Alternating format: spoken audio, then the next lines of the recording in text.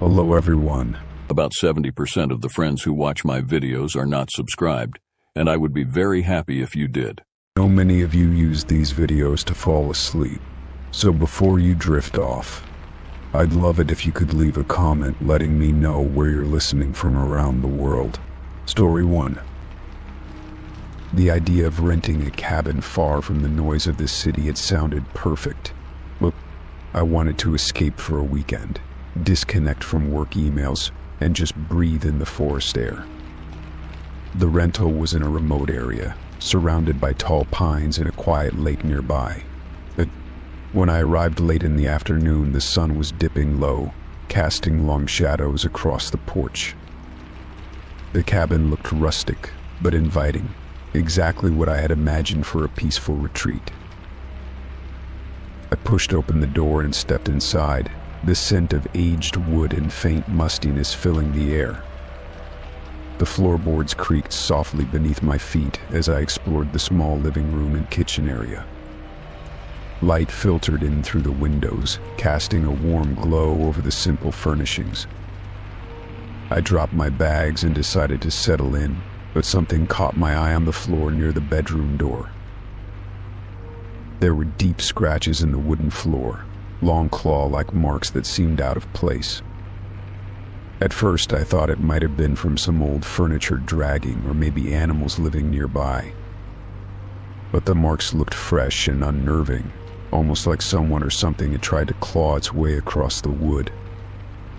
A chill ran down my spine, and I moved closer to examine them more carefully.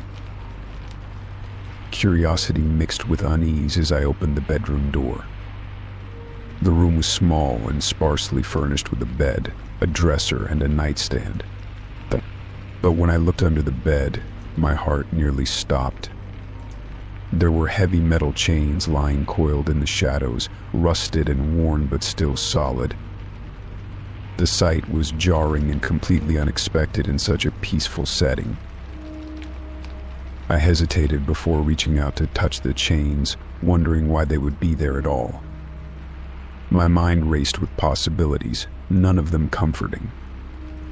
The chains seemed like something used for restraint, and the fresh claw marks outside the room made the scene even more sinister.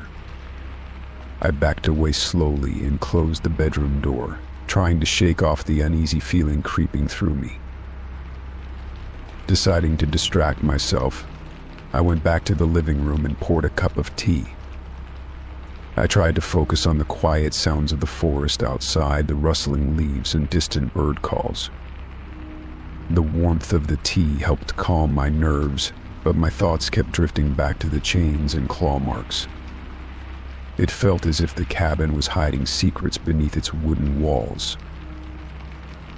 That night, sleep was elusive. Every creak and groan of the cabin made me jump. Shadows cast by the moonlight through the window danced eerily on the walls. I kept glancing toward the bedroom door, half expecting to see something lurking just beyond. I tried to tell myself it was just my imagination fueled by too many horror stories. The next morning, I decided to investigate further. I took a flashlight and carefully inspected the floorboards near the claw marks. There was dirt and small fragments of bark stuck in the scratches, as if something had clawed its way from outside into the cabin. Then my eyes caught a small patch of disturbed earth near the back door. It looked like a shallow hole, freshly dug and barely hidden under fallen leaves. I stepped outside and knelt down to examine the hole. It was just big enough to hide something small or narrow. I felt a growing sense of dread as I imagined what might be buried or hidden there.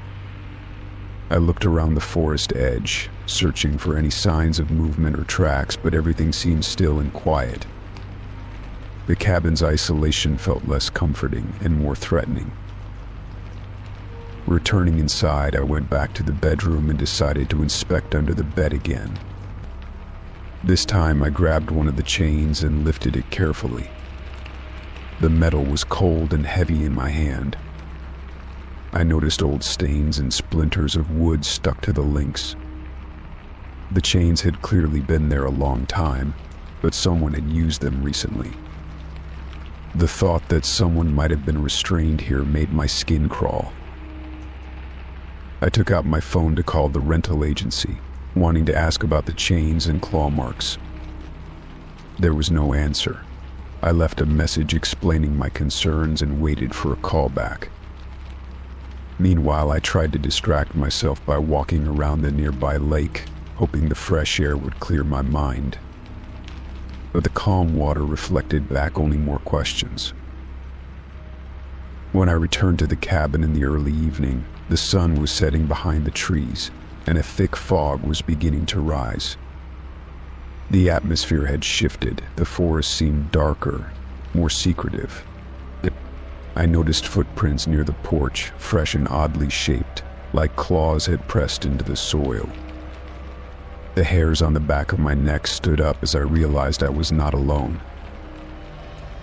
Inside, I locked the doors and windows, pulling curtains tight against the fog and shadows. I sat in the living room with the lights on, trying to convince myself it was just an animal or a prank from previous guests.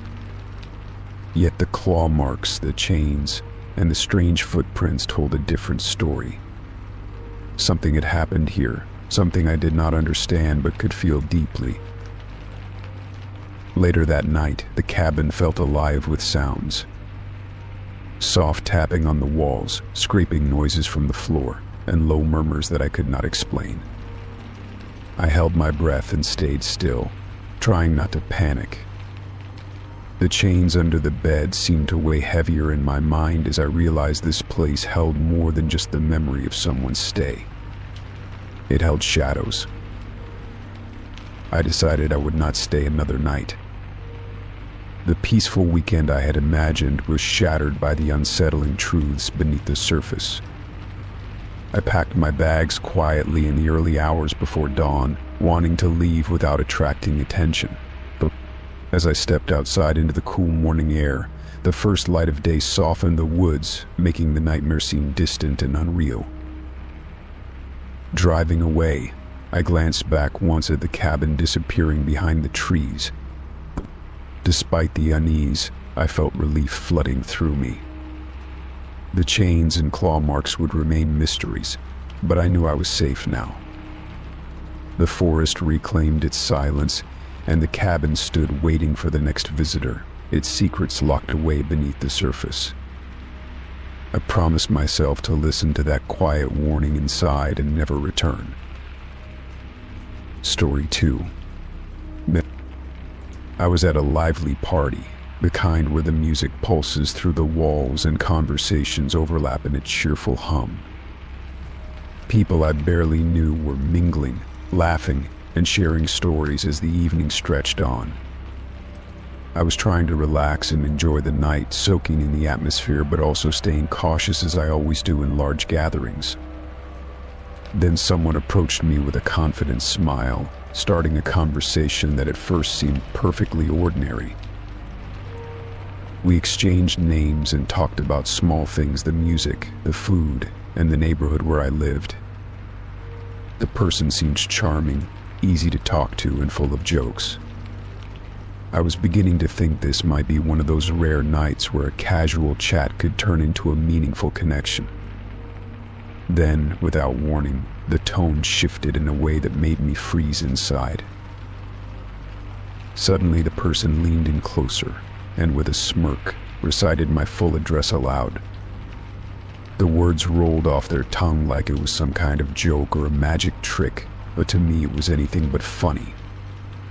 I had never shared that information with anyone at the party, and I certainly had not spoken it aloud in front of this crowd. My heart raced as I tried to process what had just happened. People around us glanced over, their eyes flickering between us with curiosity or confusion. I felt exposed, vulnerable, and shocked all at once. It was as if a private part of my life had been suddenly thrown into the spotlight. The laughter that followed was forced and uncomfortable, and the person acted as if they had just told a funny story rather than crossing a boundary that felt deeply personal. I managed to pull away, telling myself to stay calm and not let panic take over.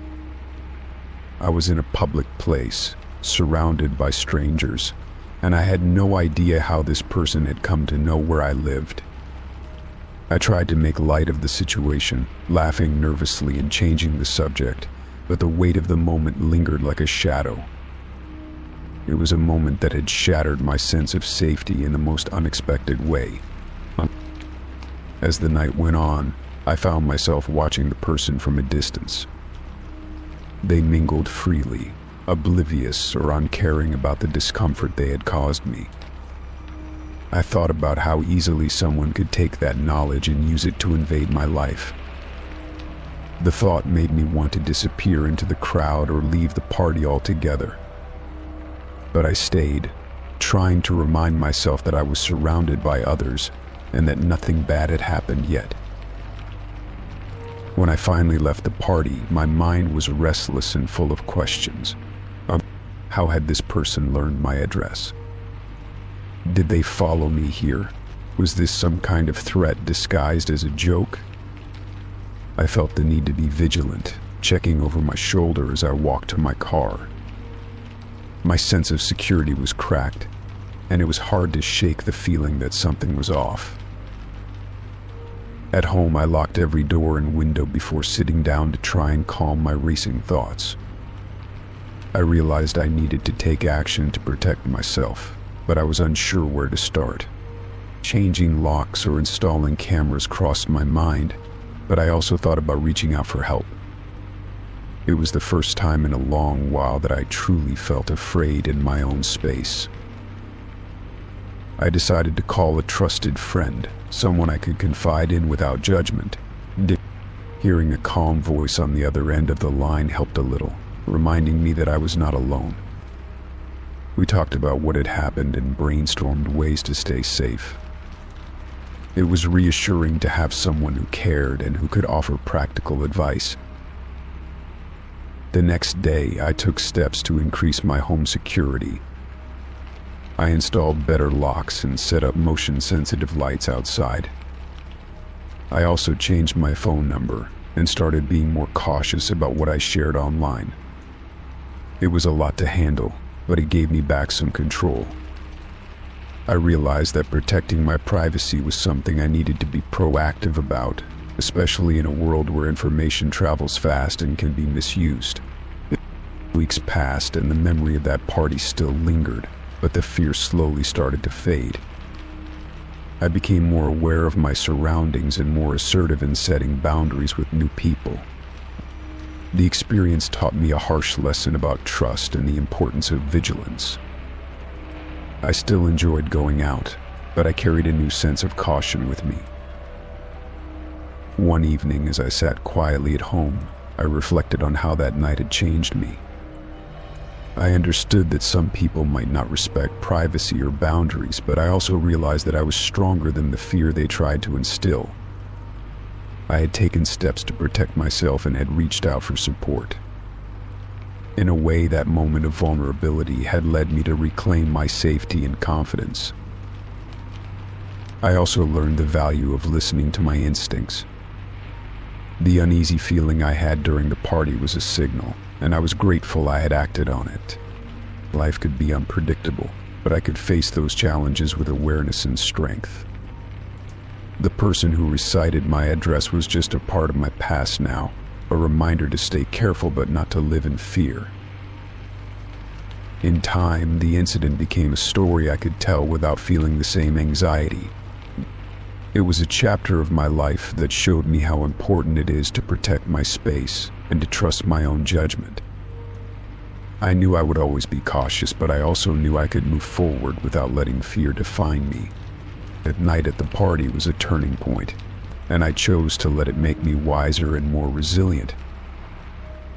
Story 3. It started as a feeling, a strange unease creeping into my thoughts every time I left the house. I noticed the same car parked just a few spaces away from mine at the grocery store. At first I thought it was a coincidence. But then, I saw the driver glance in my direction several times. That was when I began to feel like I was being watched. The next day, as I walked to my car after work, I saw a person standing on the sidewalk who quickly turned away when I approached. It was unnerving. I tried to shake off the feeling and convince myself it was nothing. But the seed of doubt had been planted. Over the next few days, the sightings continued. Someone was always nearby, sometimes just far enough away to avoid direct eye contact but close enough to be noticed. I started changing my routes, taking different streets, and even parking farther away. Despite this, the same presence seemed to follow me. My anxiety grew with every step. One afternoon, after a long day, I decided to check my car thoroughly. I circled around it, looking for anything unusual. That was when I noticed a small, rectangular object taped underneath the rear bumper. My heart raced as I carefully peeled it off. It was a tracking device, compact and designed to be hidden. I could not believe someone had put this on my car without my knowledge. No. I took the device inside and showed it to a close friend who knew about electronics.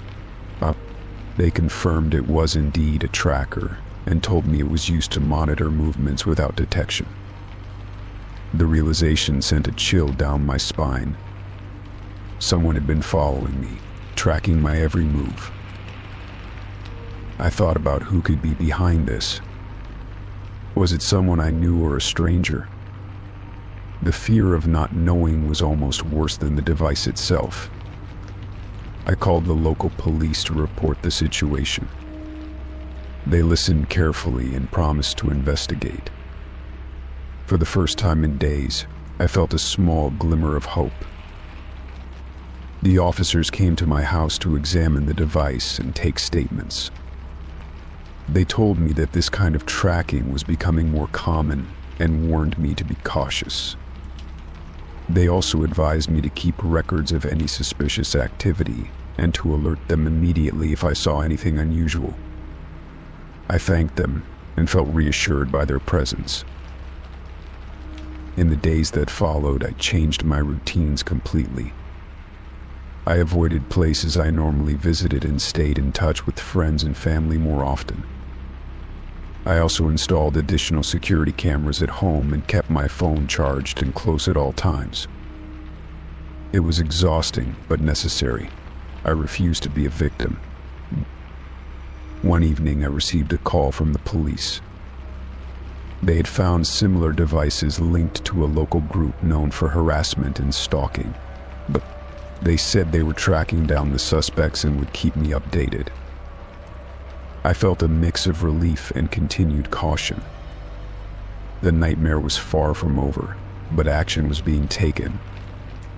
Weeks passed slowly. I stayed vigilant but gradually began to regain a sense of normalcy. The presence that once haunted me seemed to fade. The police checked in regularly and shared updates on the investigation. I appreciated their dedication and the support from those around me.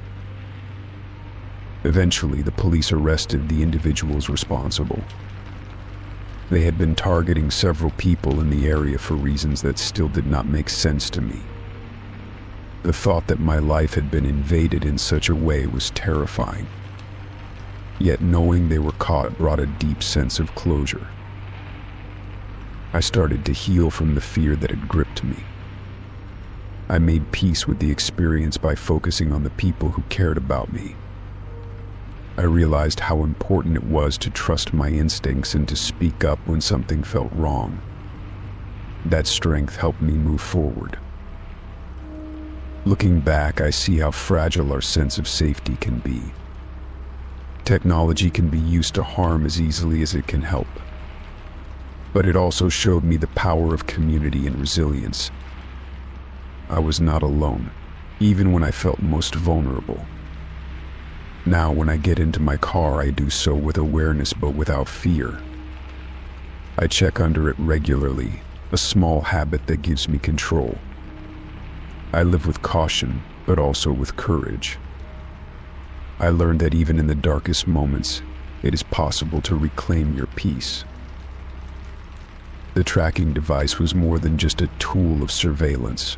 It was a challenge I faced and overcame. It reminded me to protect my boundaries and to value my safety above all else. And that lesson stays with me every day. Story 4. I walked into my apartment after a long day and immediately noticed something was off. The kitchen looked different, but not in a way that screamed robbery or chaos. Instead, everything was slightly rearranged. The toaster was now on the opposite side of the counter, the spice jars had shifted positions, and even the little dish towels were folded differently. There was no sign that anything had been taken or damaged. At first, I thought maybe I had imagined it, or maybe I had been tired and confused. I stood still for a moment, trying to remember how I had left everything that morning. The fridge magnets were in a slightly different order, and the coffee mugs were facing the other way in the cupboard. It was subtle, but enough to make me uneasy. I started to question if someone had been inside my home without my knowledge. I checked the rest of the apartment and found no signs of forced entry or disturbance. The front door was locked securely, and the windows were shut tight. Nothing seemed out of place except the kitchen. I felt a strange mix of curiosity and concern as I moved around the room. The rearrangements were so precise, it almost seemed deliberate, like a message rather than a break-in. I went to the living room and sat down, trying to calm my nerves. I wondered who could have come in and why they would bother just shifting things around. It was not like anyone needed to steal something or cause damage. The thought crossed my mind that maybe it was a prank or some kind of warning. I knew I had to be careful and look for any clues. The next morning, I decided to take a closer look at the kitchen. I took photos of the shelves, counters, and cupboards as they were. Then, I compared them to the pictures I had taken when I first moved in. The differences were small but unmistakable. The sugar container was now closer to the kettle, and the cutting boards had swapped spots. Every change seemed intentional but silent, almost like a puzzle waiting to be solved. I asked a few neighbors if they had seen anything unusual around my apartment. Everyone said no, and none of them had noticed anyone suspicious. It was strange because if someone had gotten inside, they must have found a way without being seen. I felt a growing sense of unease, but I refused to panic. I began to think about who might want to send a silent message by simply rearranging my kitchen. I considered that maybe it was someone I knew, someone who wanted me to notice but not scare me. The way the items were moved suggested familiarity with my habits and preferences. It was not random, it was personal. This thought both comforted and frightened me at the same time. I was curious to find out what they wanted to tell me. Over the next few days, I paid close attention to the kitchen every time I came home. Sometimes I thought I saw even more subtle changes, like a spoon slightly tilted or a napkin folded differently. I started to leave notes on the counter, asking if anyone was there or if they wanted to talk. No replies came, but I still hoped for some kind of sign or explanation. One evening, I decided to set up a small camera in the kitchen, hoping to catch whoever was responsible. I hid it behind a plant near the counter, making sure it was not visible. The next day, I checked the footage carefully. To my surprise, the camera recorded a shadow moving around at night.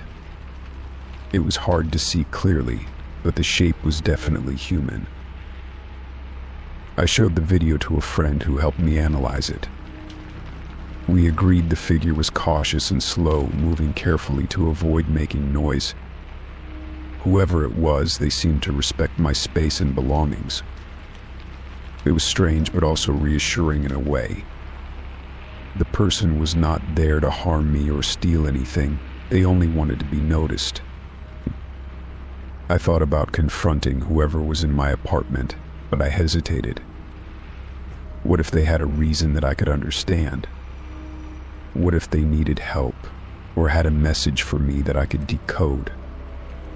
I decided to write down every change I noticed and see if they formed a pattern. It became a quiet game of observation and patience, trying to piece together what was happening. Days turned into weeks, and the mysterious visits continued without any further escalation. I never caught the person face to face, but I learned to live with the subtle signs of their presence. It made me more aware of my surroundings and taught me to trust my instincts.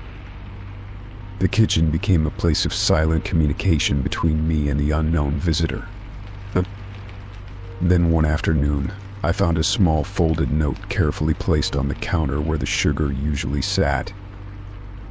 It said simply, "Thank you for noticing." My heart raced as I realized someone had been trying to connect with me all this time. And it was not a threat or a prank. It was a way of reaching out. I felt relief mixed with a new sense of curiosity about the person behind the message. I left a reply note in the same spot that said, "Who are you?" The next day, another note appeared, this time with a single word, "friend." It was strange to communicate this way, but it felt meaningful. We exchanged a few more notes over the coming days, each one revealing a little more about the person and their intentions. They were someone who had been watching over me quietly, ensuring my safety without my knowledge. Eventually, the visits stopped and the notes ceased. I never learned the identity of the visitor, but I felt a connection that stayed with me. The experience changed how I saw my home and the idea of privacy. It taught me that sometimes people show care in unexpected ways, even if it seems strange or unsettling at first. I still keep the couch cushions arranged exactly as they were after the last visit. The kitchen no longer feels just like a place to cook. It feels like a space where someone once reached out silently to say, "You are not alone." Life can be mysterious and quiet, but it is also full of small moments that remind us to pay attention. I am grateful for that strange rearrangement, for it led me to a story I will never forget. Story 5. I was walking home one evening when I noticed a missing person flyer taped to a telephone pole near the corner store. The picture on it caught my attention immediately because the face looked eerily similar to mine. I stopped and stared at it for a few moments, trying to process what I was seeing. The name on the flyer was unfamiliar, but the features in the photo matched mine in an uncanny way. It was strange and unsettling to think that someone else might look so much like me. As I read the details on the flyer, I learned that the person had been missing for several weeks. There was a description of their last known whereabouts and some contact information for the local police department. I felt a mixture of curiosity and concern. I wondered if anyone else had noticed the resemblance and what this person's story might be. It was a strange coincidence that weighed heavily on my mind. That night I could not sleep. The image of the flyer kept flashing in my mind. I thought about the missing person's family and friends and how worried they must be. I also felt a strange connection to this unknown person, as if their absence somehow touched my own life. The idea of someone so close to me in appearance being lost without a trace made me restless. The next morning, I decided to call the number listed on the flyer. I wanted to find out more about the situation and see if there was any way I could help. When I spoke to the officer who answered, I explained why I was calling and mentioned the resemblance. They were surprised but interested to hear from me.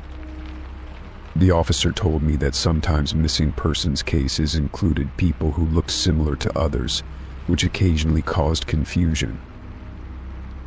I agreed to visit the police station to provide a statement and possibly offer a photo for comparison.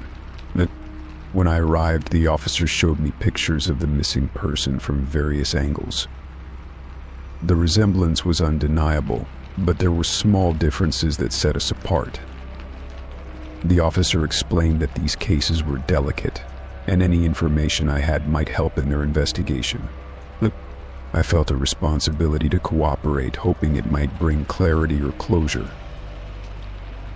Over the following days, I stayed in touch with the police and offered whatever assistance I could. I gave them background information about myself, my daily routines, and places I frequented to rule out any possibility of mistaken identity. I also agreed to participate in a local awareness campaign, handing out flyers and talking to neighbors about the missing person. It felt strange to promote someone else's disappearance, but I wanted to do whatever I could to help. My friends and family noticed my concern and asked questions, though I kept the details somewhat vague at first. I did not want to alarm them unnecessarily, but I also needed their support. They encouraged me to stay calm and reminded me that coincidences like this were rare but not impossible. Their reassurance helped ease some of the anxiety that had settled over me. While assisting with the search efforts, I met other community members who had also been touched by the disappearance. We shared stories and hopes for a safe return. The experience connected me to people in a way I had never expected. It made me appreciate how fragile life could be and how important it was to come together in times of uncertainty. One afternoon, the police called with an update. They had received a tip that might lead to the missing person's whereabouts. I listened carefully as they explained the new information and what steps they planned to take. I felt a surge of hope mixed with nervousness. The idea that this case could soon be resolved was both exciting and overwhelming. Days later, news arrived that the missing person had been found safe but shaken after an accident in a remote area. Relief washed over me like a wave. I thought of the family's joy and the community's collective breath being released. The resemblance between us was a coincidence, but it had sparked a chain of events that helped bring someone home. That thought filled me with gratitude. Reflecting on the experience, I realized how easily lives could intersect in unexpected ways. The flyer that had once unsettled me became a reminder of empathy in action. I learned that even small gestures like noticing a photo or making a phone call could make a difference. I carried that lesson with me moving forward, feeling more connected to the world around me. In the end, the strange similarity that had initially disturbed me became a catalyst for community and hope. It reminded me that behind every missing person's story are people who care deeply and will not give up searching. Knowing I played a part, however small, in that journey was comforting. Life has a way of surprising us, but it also shows us how kindness can light the darkest moments. Story 6. I had taken my pet to the vet early one morning, hoping to get a quick checkup before the day got too busy. The weather was cool and overcast, a little drizzle settling in as I parked my car near the clinic. I could hear the faint sounds of other animals and muffled voices through the clinic windows. The place always felt a little hectic but comforting, full of hope for healing. After checking in, I stepped outside to wait for my pet, who was still inside with the doctor. As I stood by the entrance, I noticed a figure standing across the street, partially hidden under a large umbrella. It was hard to tell if they were just waiting or watching the clinic. Suddenly, the person took a photo in my direction, aiming toward my car. I saw the flash of the camera, and the shutter sound cut through the quiet morning. My heart skipped a beat when I realized they had captured an image of my license plate. Before I could say anything or approach, the person quickly slipped into their car parked nearby. Without hesitation, they sped off down the road, leaving behind a cloud of mist and the echo of screeching tires. The whole scene felt unsettling, like a sudden disturbance in an otherwise normal day. I stood there frozen for a moment, unsure of what to do next or why someone would take a photo of my license plate. I went back inside to wait for my pet, my mind racing with questions. Why had that person taken the photo? Was it just a coincidence or something more? I tried to focus on the vet's calm voice as they explained the treatment plan. The visit went smoothly, but the image of that stranger and their hurried escape lingered in my thoughts. I decided to report the incident to the clinic staff, hoping they might know if anything similar had happened before. After leaving the clinic, I pulled out my phone to check if I had any messages or alerts about my car or personal information. Nothing unusual showed up at first glance, but I knew that someone having a photo of my license plate could lead to trouble. I called my insurance company and told them about the incident, making sure my account was secure. They reassured me that they would keep an eye out for any suspicious activity. Still, a feeling of vulnerability settled over me. The rest of the day was a blur. I kept glancing over my shoulder, feeling watched even in places I usually considered safe. I changed my usual routes just in case, avoiding the street where the clinic was located. My phone buzzed a few times with unknown numbers, but when I answered, no one spoke. It felt like a game of cat and mouse, and I was the one caught in the middle. I wondered if anyone I knew might be involved or if it was a complete stranger. That night, I made sure all the doors and windows at home were locked and double-checked the security cameras on my property. I called a friend to talk through what had happened, grateful for the distraction. Our talking helped ease some of the anxiety that had built up inside me. We discussed what steps to take if anything suspicious happened again, and I felt a little more prepared. In the days that followed, I monitored my bank accounts and online profiles closely. There were no unauthorized charges or messages, but the feeling of unease never fully left me. I reported the incident to the police, providing the time and location of the photo being taken. They took the report seriously and said they would check nearby security cameras for clues. Knowing that someone else was involved in looking out for me gave a small sense of relief. Weeks passed without any new incidents. Life slowly returned to normal, and I felt more confident going about my daily routine. My pet's health improved steadily, and the vet visits became less stressful. I thought often about the person who had taken the photo, wondering if they had meant harm or if it was some mistake. Either way, I realized how important it was to stay vigilant and protect my personal information. One afternoon, as I parked near the grocery store, I noticed a familiar figure watching from across the lot. My heart jumped, but when I looked again, the person was gone. I told myself it was just a coincidence, maybe someone who looked like the stranger from the clinic. I took a deep breath and reminded myself not to let fear control my life. The world was full of people, and not all of them had bad intentions.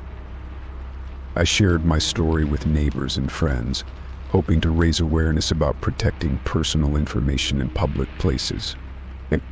Many of them had experienced similar moments of unease and were glad to hear practical advice.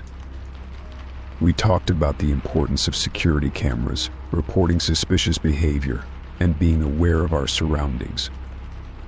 Together, we built a sense of community support that made me feel safer.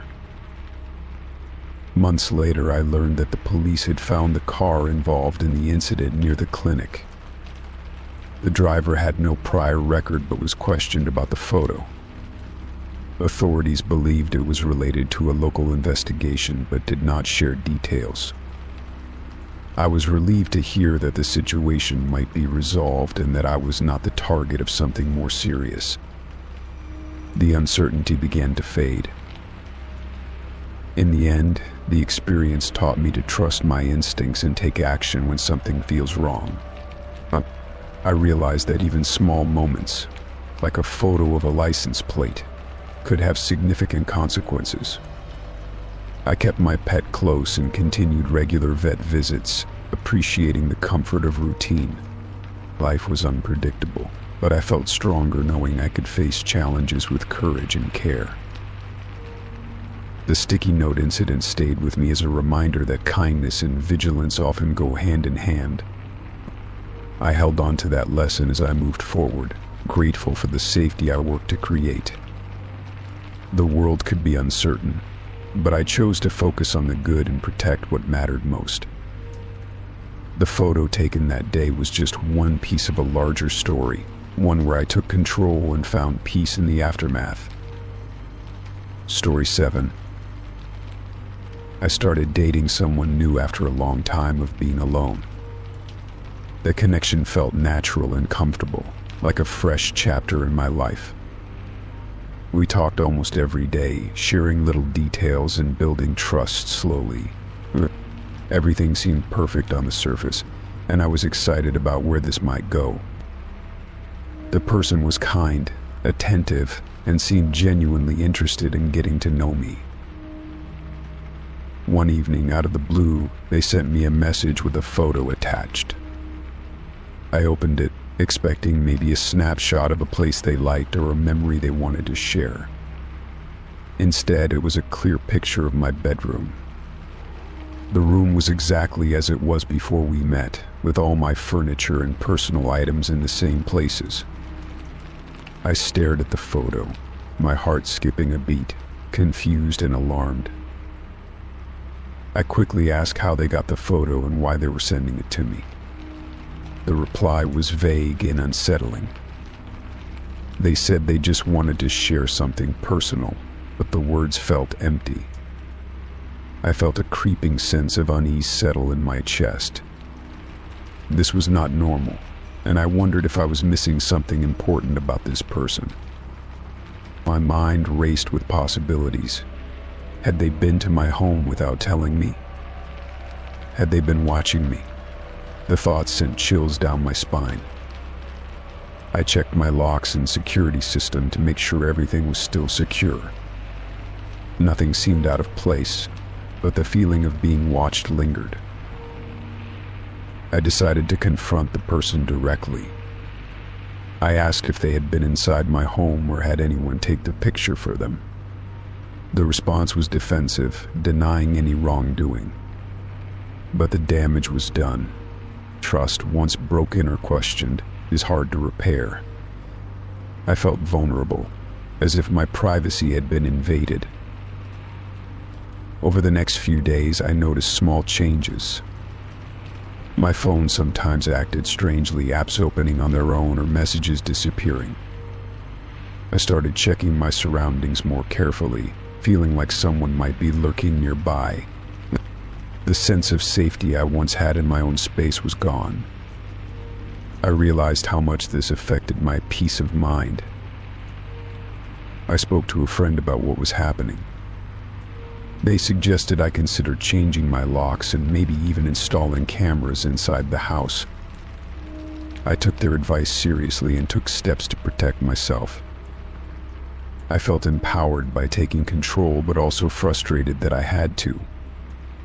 No one should feel unsafe in their own home. Eventually, I told the person that I could not continue the relationship. I needed to feel safe and respected, and this behavior was a violation of that. They tried to explain and apologize, but I knew I could not ignore what had happened.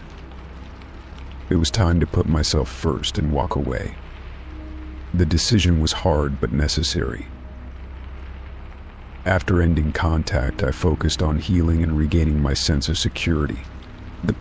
I made my home feel like a sanctuary again, filling it with things that brought me comfort and joy.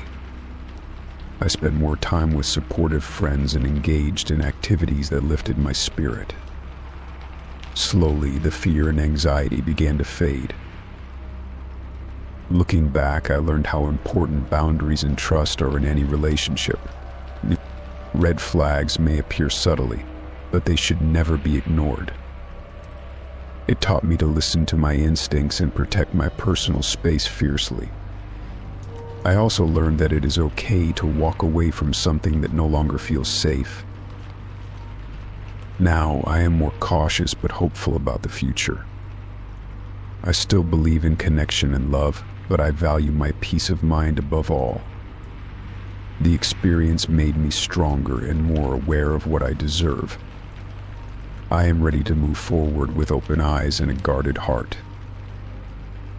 In the end, the photo that once brought fear became a symbol of my strength. It reminded me that I have the power to set limits and demand respect. It showed me that no matter how kind someone seems, my safety comes first. I am grateful for the lesson and for the chance to start fresh, wiser, and more confident than before. Story 8. Working at the coffee shop was a steady part of my routine, something I enjoyed even on the busiest days. The smell of fresh beans and the hum of conversation created a familiar comfort. Among the many customers, a few regulars stood out by their quiet presence or warm greetings. One of these regulars was a person who always ordered the same drink at the same time every morning. They never said much but smiled politely whenever we made eye contact. Over time, I started to notice small details about this regular that others might miss. They always sat at the same corner table, writing something in a worn notebook or flipping through pages in a small book. Their eyes would occasionally glance toward the counter, watching as I moved behind the espresso machine or arranged pastries. At first, I thought it was just curiosity, or the simple habit of people watching. One slow afternoon, while cleaning up, I found an old receipt tucked under a table where the regular had been sitting. The handwriting was neat but delicate, forming words in a way that caught my attention. I picked it up and read the lines, which turned out to be a short poem. It described someone with eyes like morning light and a smile that could brighten the dullest day. My heart skipped a beat. The poem felt personal, as if it was about me. Curious, I began looking more carefully whenever this person left the table. Sure enough, I discovered several receipts with similar scribbled poems hidden under menus, chairs, and napkins.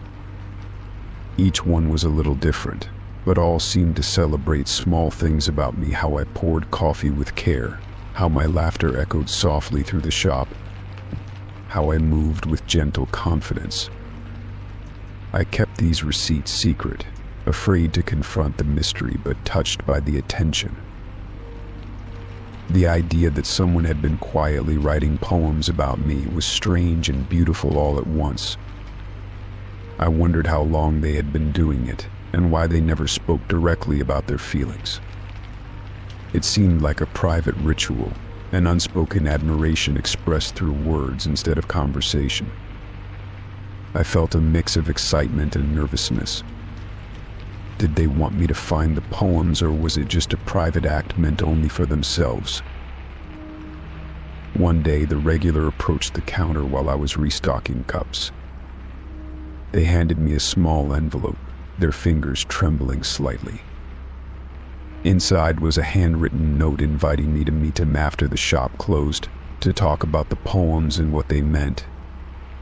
My heart raced as I read the message, unsure whether to feel scared or hopeful. I decided to accept the invitation, wanting to understand the person behind the words. That evening, after the last customer left and the lights were dimmed, I met the regular in the quiet coffee shop. They looked nervous but sincere as they explained how the poems had been their way of expressing feelings they could not say aloud. They admired the way I worked, the kindness I showed to everyone, and the small moments of joy I brought into the shop. They apologized if it had seemed strange or intrusive, but hoped I understood the honesty behind it. I listened carefully, moved by the vulnerability in their voice. It was rare to find someone willing to share so openly. even if through poetry. I told them that I appreciated the gesture and the beauty of their words. I admitted that at first it caught me off guard, but it made me feel seen in a way I had not expected. We talked about how sometimes people find different ways to connect and how important it is to respect those methods. We agreed to start fresh, building a friendship based on honesty and trust. Over the next weeks, the poems continued, but now they were shared openly, exchanged with smiles and occasional laughs. The regular became a friend, someone who brought a new light into my days at the coffee shop. It was a reminder that kindness and creativity could bloom in the most unexpected places. Looking back, I realized that the poems were more than just words on paper. They were a bridge between two people who found connection in silence and art. I learned that sometimes gestures that seem odd at first can hold deep meaning. The experience changed how I viewed my work, my customers, and the simple beauty of human expression. And most importantly, it taught me to be open to unexpected forms of affection and friendship. Story 9. It started with a flyer I found at the grocery store. It advertised free therapy sessions for people feeling stressed or overwhelmed. The contact number was handwritten on the bottom, so I figured it was some kind of local initiative. I was going through a rough patch and thought it might be worth a try. I called the number, hoping to get some support. The voice on the other end was calm and warm, which made me feel a little better right away. The person said they were a therapist offering free sessions to those who needed it. We set up a time for a video call the following day. I felt hopeful, thinking that maybe this could help me deal with the anxiety that had been creeping in for months. I did not expect it to turn into something strange. When the video call began, the person introduced themselves with a smile and started asking about my situation. Their questions felt personal, but also a bit unprofessional. I noticed they did not have any formal credentials displayed or mentioned. It seemed odd, but I wanted to give them the benefit of the doubt. After all, I was just trying to get help, and this was free. The session went on, but I felt increasingly uneasy. The therapist kept pushing me to share more details about my life and emotions, sometimes making judgmental comments that felt off. It did not feel like a safe space anymore. I tried to end the session politely, but they insisted on scheduling another one. I agreed, thinking I could give it one more chance. Looking back, I should have trusted my instincts then. Over the next few days, the calls started coming more frequently. The person would call multiple times a day, leaving messages that urged me to talk to them immediately, or their tone became desperate and intrusive. I stopped answering at first, but the calls kept coming. It was overwhelming and stressful. I began to feel trapped. One afternoon, I searched online for the therapist's name and the phone number. I wanted to see if they were part of any official organization or licensed practice. To my shock, there was no record of their credentials anywhere. No license, no professional website, no reviews from other clients. It was clear they were not a legitimate therapist. This discovery terrified me. I decided to block the number on my phone, hoping it would stop the calls. But the person started reaching out from different numbers and even created social media accounts to send messages.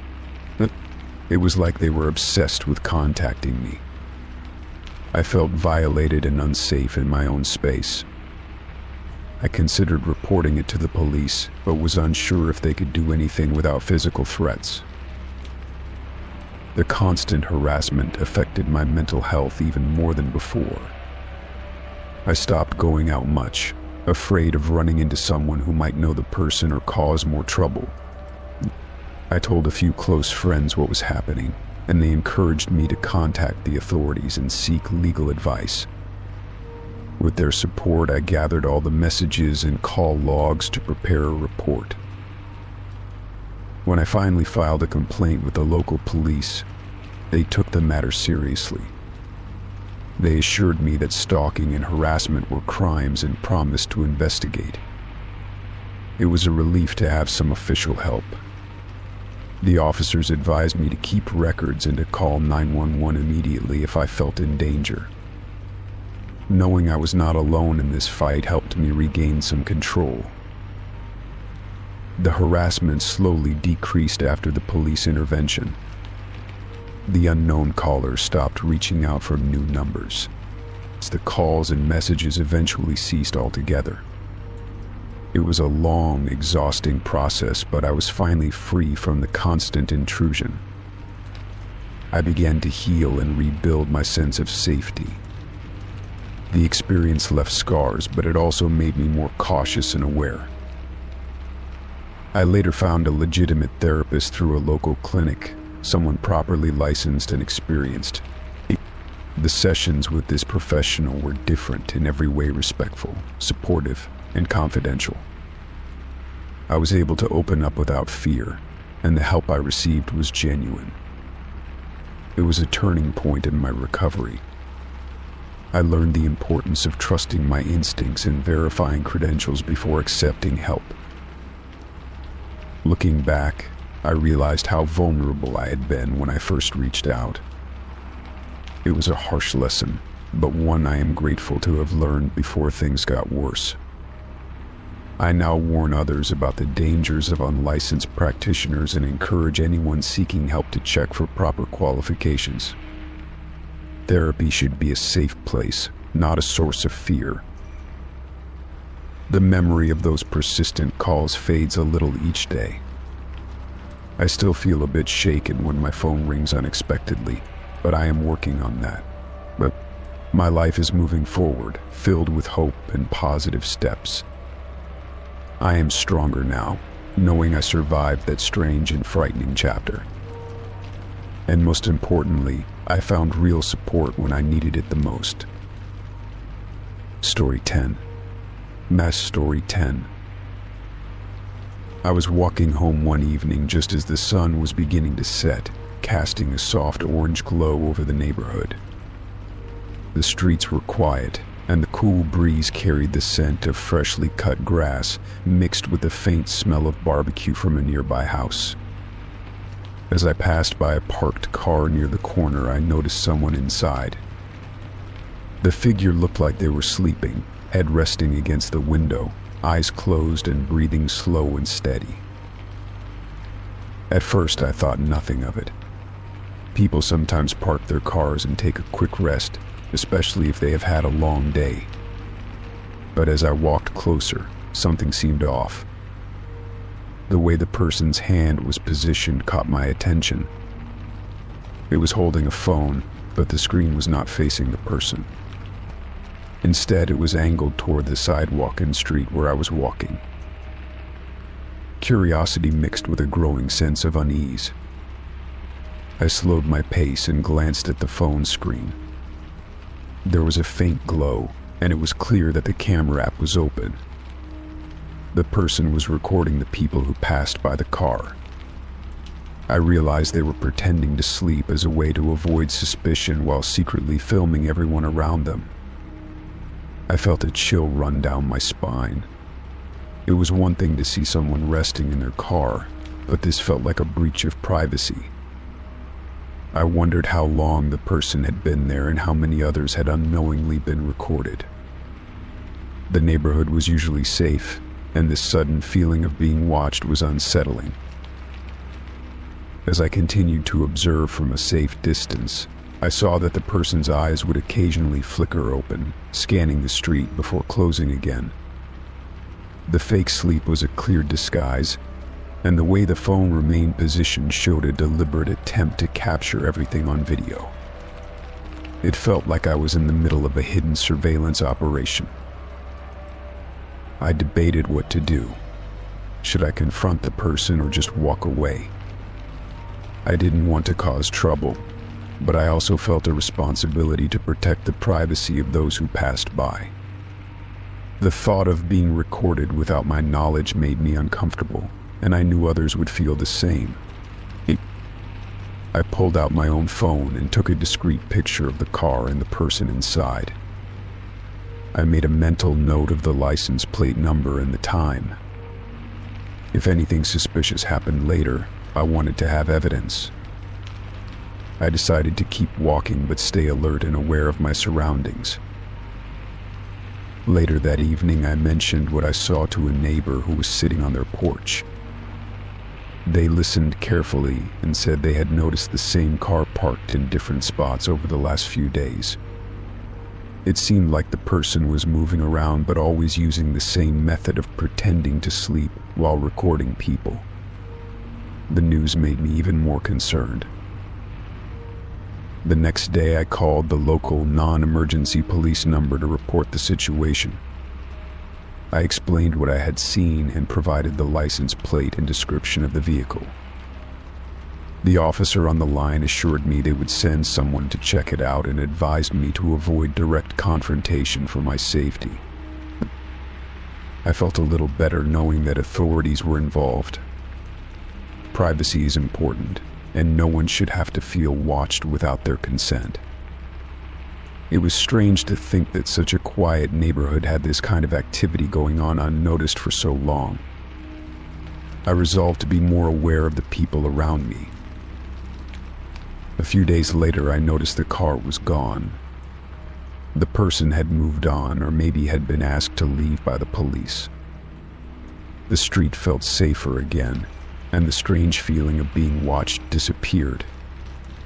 I was relieved, but also glad that I had trusted my instincts and reported what I saw. That experience taught me to pay attention to the small details and trust my intuition. Sometimes what seems ordinary on the surface can hide something unsettling underneath. I realized how important it is to look out for others and speak up when something doesn't feel right. I still walk that route regularly, enjoying the calm and the familiar faces in my neighborhood. But now, I carry with me the memory of that evening when I noticed the person in the car pretending to sleep. It reminds me to stay vigilant and protect my own privacy and that of those around me. The world can be a place where privacy is easily overlooked, but I believe small actions can make a difference. Reporting what I saw might have stopped a larger problem, or at least made someone more aware of their actions. I feel proud that I took that step and hope others will do the same if they notice something strange.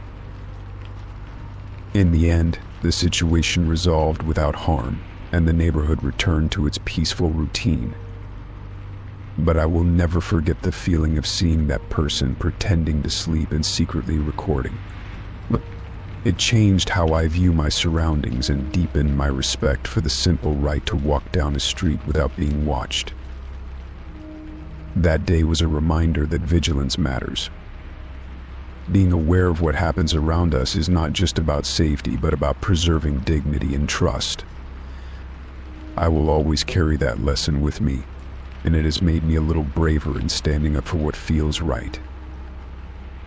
Story 11. I had planned to stay late at the office that night to finish a project that was due the next morning.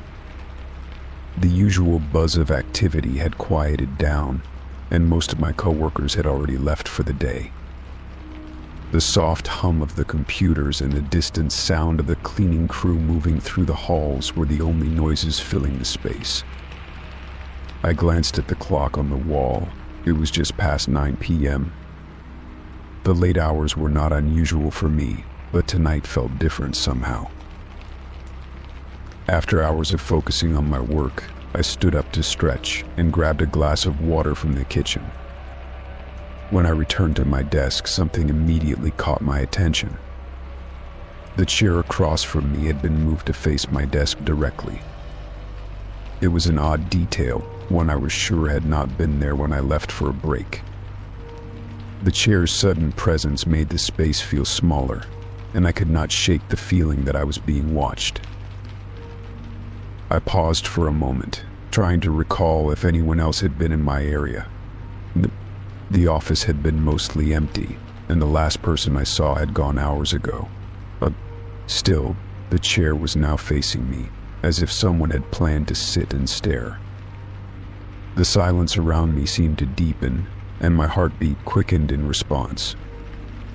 I told myself it was probably just a prank or a careless mistake by a coworker, but the unease stayed. Turning back to my computer, I tried to ignore the chair and focus on my work. The screen glowed softly, but my mind kept drifting to the strange chair.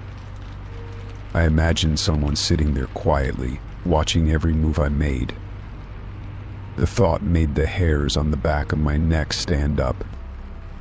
I told myself I was being paranoid, that it was just a chair, nothing more.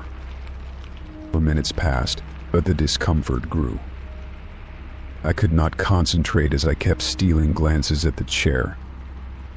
Every creak of the building or shuffle of papers felt amplified in the stillness. I felt a cold draft brush past me and shivered involuntarily. The office, once familiar and safe, now felt like a place holding secrets I did not want to uncover. I debated whether to get up and move the chair back or just leave it as it was. Each option felt strange. Moving it might confirm that someone else had been here after hours, and leaving it could make me feel like I was inviting whatever presence was there to stay. Finally, I decided to stand and push the chair back to its original place. The scrape of the chair legs on the floor echoed louder than I expected in the empty room. As I moved the chair, I glanced around the office. Shadows cast by the dimmed overhead lights stretched across the desks and walls. The once warm space now seemed cold and foreign. I sat back down, hoping to regain some sense of normalcy. But the feeling of being watched did not go away. I heard a faint noise coming from the far end of the office, near the supply closet. It sounded like a soft tapping, rhythmic and deliberate. My heart jumped in my chest as I strained to listen. I told myself it was just the building settling, or perhaps a stray branch brushing against the window. Still, the tension in the room thickened. I considered calling the security office to ask if anyone was still inside the building. My fingers hovered over the phone, but I hesitated, unsure if I wanted to admit feeling this way.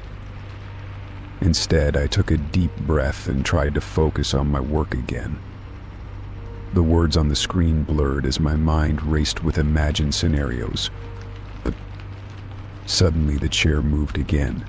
I saw it shift slightly as if someone had just brushed past it. I froze, unable to look away. The room felt charged with a strange energy, as if something unseen was present. The logical part of me wanted to believe it was a draft or the building's natural movements. But deep down I felt something else. I grabbed my phone and turned on the flashlight, sweeping the beam around the room. The light caught empty desks, closed laptops, and silent computers, but no one. The chair sat alone, facing me again as if it had a mind of its own. I felt a mix of relief and renewed fear. No one was physically there, but something was happening. Determined to finish my work and leave, I focused harder than ever. My fingers flew across the keyboard, and the minutes ticked by. The chair stayed in place, but the feeling of being watched remained. I reminded myself that I was safe, that this was just an empty office. The night was almost over. As the clock neared midnight, I saved my work and prepared to shut down my computer. I glanced once more at the chair. It had not moved. I felt a small wave of gratitude and courage. Maybe this strange experience was just my mind playing tricks after too many late nights. I stood, stretched, and headed for the door. Walking through the empty halls, I felt the weight of the night lift slightly. The office returned to its usual quiet, lifeless state, Outside, the cool night air greeted me, fresh and clean. I took a deep breath and looked up at the stars, feeling a sense of calm return. Whatever had happened inside, I was leaving it behind. In the days that followed, I mentioned the strange chair incident to a few trusted coworkers. They laughed and shared stories of their own late-night odd experiences. One said the office was old and had a way of making people feel uneasy after dark. Another joked that it was probably just the chair's way of keeping me company. Their words helped me see the night with a lighter heart. From then on, I tried not to stay too late alone. The memory of the chair reminded me to respect the quiet hours and the unseen stories of the place. The office was just a building, but it held moments that could unsettle even the most rational mind. I learned to listen to my instincts and to trust the calm that comes with daylight. The project was delivered on time, and life moved on. Yet, every now and then when I return to the office after hours, I glance at the empty chair facing my desk. It sits there, waiting, silent and still. And I smile, remembering that sometimes the smallest things can leave the deepest impressions. The night was strange, but I came through it stronger, with a new respect for the quiet and the unknown. Story 12. I stepped out of the bar late in the evening, the streets quiet and the air cool against my skin. The night had been a mix of laughter and conversation, but now all I wanted was to get home safely. I pulled out my phone and booked a rideshare, feeling relieved when the driver arrived within minutes. Sliding into the back seat, I tried to relax, focusing on the familiar route ahead. The driver started the trip without much conversation, his eyes on the road and his hands gripping the wheel firmly. I was tired but thankful for the ride, watching the city lights blur past as we drove. When we reached my neighborhood, I reached for the door handle, ready to get out. Suddenly, the driver turned and said he needed something from me before I could leave. At first, I thought he meant payment, but he already had that through the app. Then he asked for my phone number, and I froze. It was an unusual request, and I felt uncomfortable, unsure how to respond.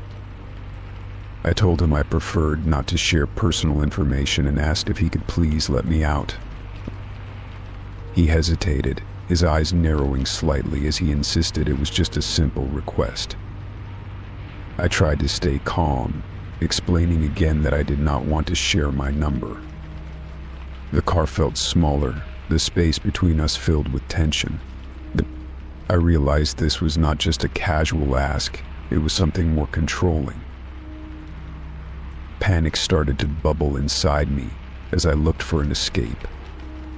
My phone was in my bag, and the door was locked.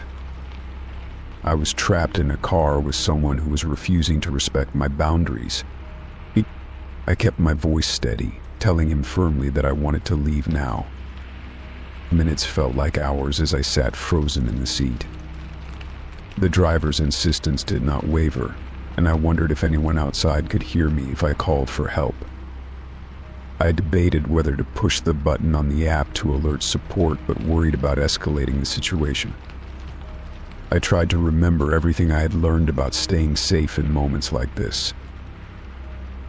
Finally, I took a deep breath and spoke louder, telling him that I would contact the rideshare company and the police if he did not stop this behavior.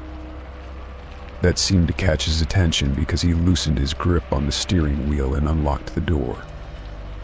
I opened the door quickly and stepped out, my legs trembling as I put distance between us and the car. The street was quiet, but I felt more alive than I had in minutes. I called the rideshare company to report the incident, explaining everything that happened in detail. They were apologetic and promised to investigate the driver's behavior. I also considered reporting the incident to the police, knowing that what I experienced was not acceptable. Walking home, I tried to calm my nerves and process the fear I had felt. I kept thinking about how easy it could have been for things to turn worse and how important it was to trust my instincts. I realized how brave I had been to stand my ground and demand my freedom in that moment. The experience left me more aware but also more determined to protect myself. In the days that followed, I changed my routine slightly, avoiding late-night rides alone whenever possible. I shared the story with close friends and family, who supported me and reminded me that I was not to blame for the driver's actions. It felt good to speak out and know that others took my experience seriously. I felt less alone in what I had been through. I also made sure to leave reviews and feedback for the rideshare service to warn others and push for better safety measures. It was important to me that no one else would face the same situation without help. Taking control in the aftermath gave me a sense of power I had lost during the ride. I was determined to turn a frightening experience into something meaningful. Over time, the memory of that night did not fade, but its hold on me loosened. I felt stronger and more confident in setting boundaries and protecting my space. I reminded myself that fear was natural but did not have to rule my actions or my life. That night had tested me, but I came through it wiser and more prepared. Looking back, I was proud of how I handled the situation. I did not give in to pressure or intimidation, and I made my safety a priority. The experience became a lesson in resilience and self-respect. It showed me that even in uncomfortable moments, I could find my voice and stand firm. I continued to use rideshare services, but always with caution and awareness. I trusted my instincts more than ever and knew that it was okay to say no and walk away if something felt wrong. That night was a turning point, reminding me that my safety mattered above all else. I carried that lesson with me every time I stepped into a car with a driver I did not know. In the end, I did not let the driver's actions define me or my future choices. I chose to move forward, empowered by the knowledge that I could protect myself. The experience was difficult, but it made me stronger and more vigilant. I was grateful to have escaped without harm and determined to keep myself safe no matter what. Story 13. Volunteering at the animal shelter was something I had wanted to do for a long time. I loved animals and thought it was a good way to give back to the community. On my first day, I was introduced to the staff and shown around the facility. Everything seemed normal, with dogs barking and cats playing in the main rooms. I was excited to start helping. As the days went by, I became familiar with the routines and the animals. I fed them, cleaned their cages, and even helped with some small medical treatments. The staff was friendly and busy, but I felt like I was making a difference. One afternoon, while helping to organize supplies, I noticed a door leading to the basement. It was usually locked, but today it was slightly open. Curiosity got the better of me.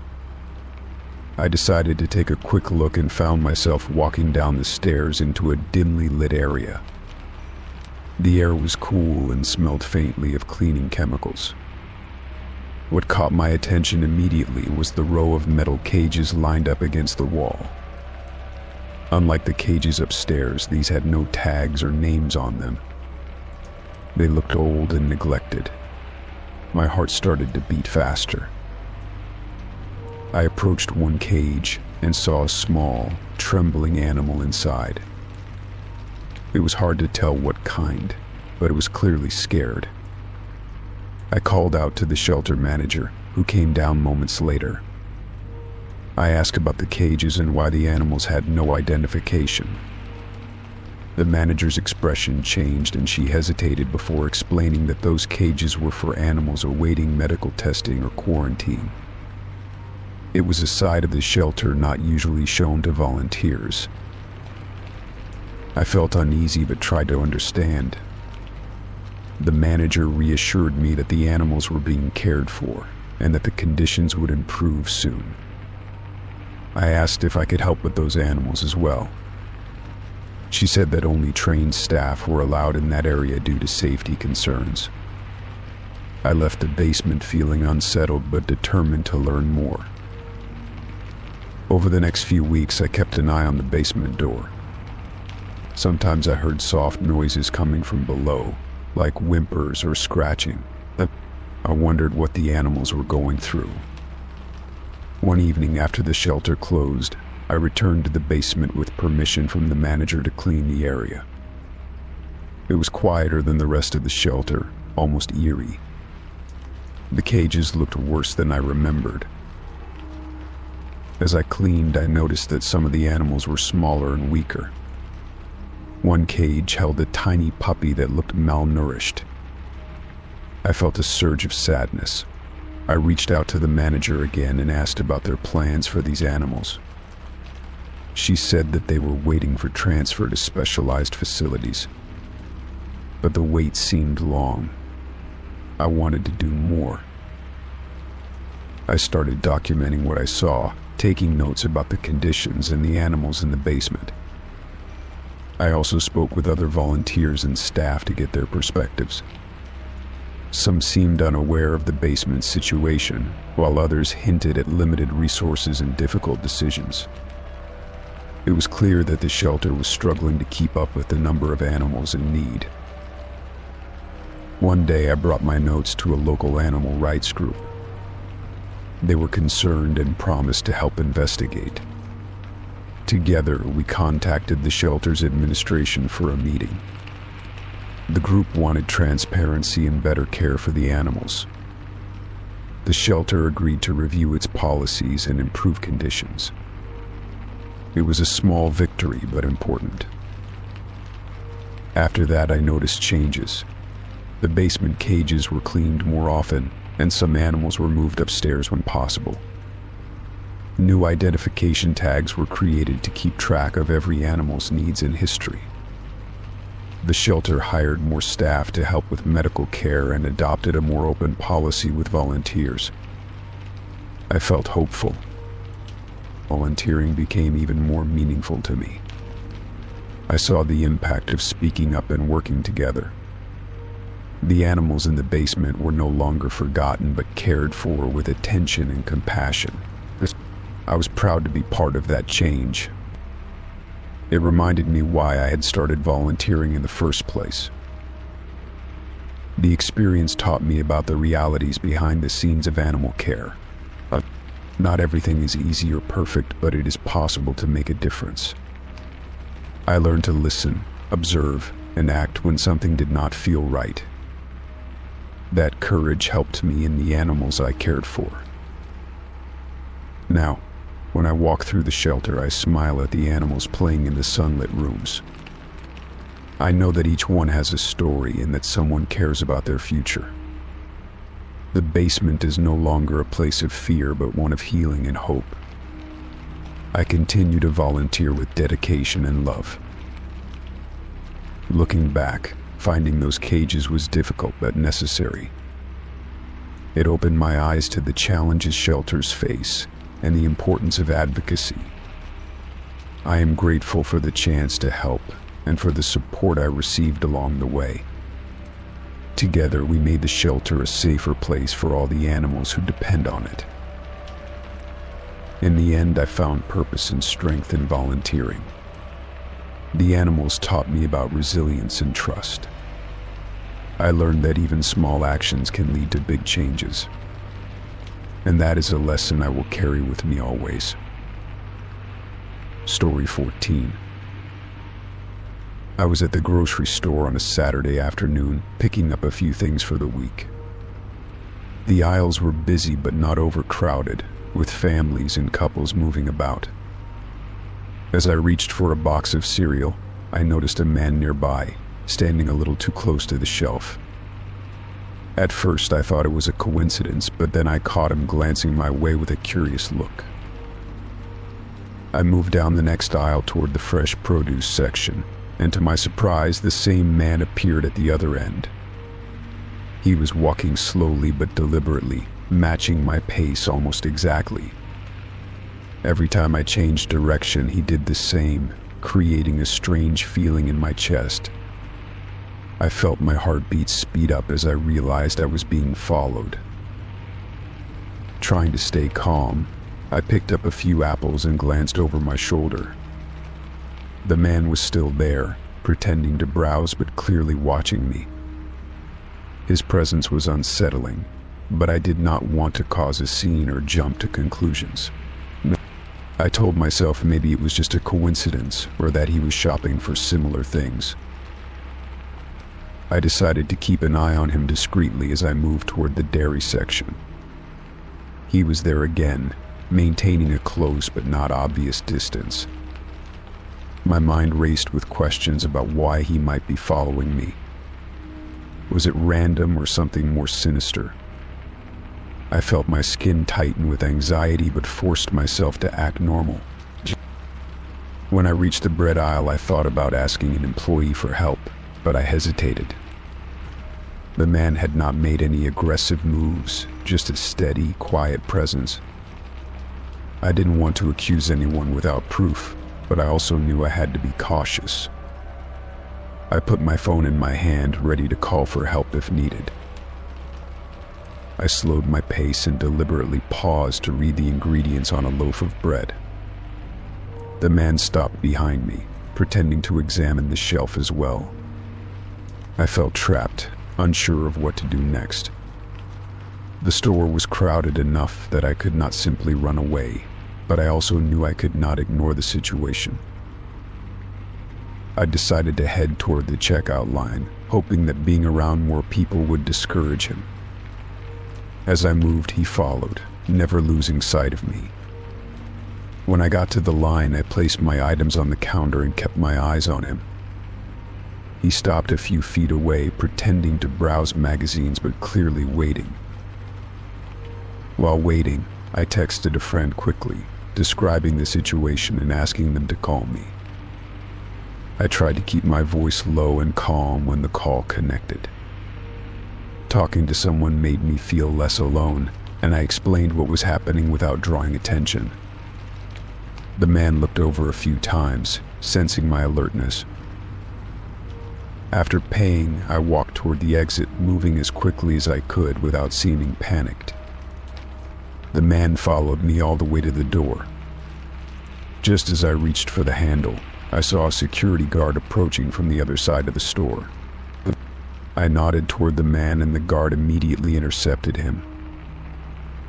The guard asked the man some questions while I stepped outside into the sunlight, finally feeling relief.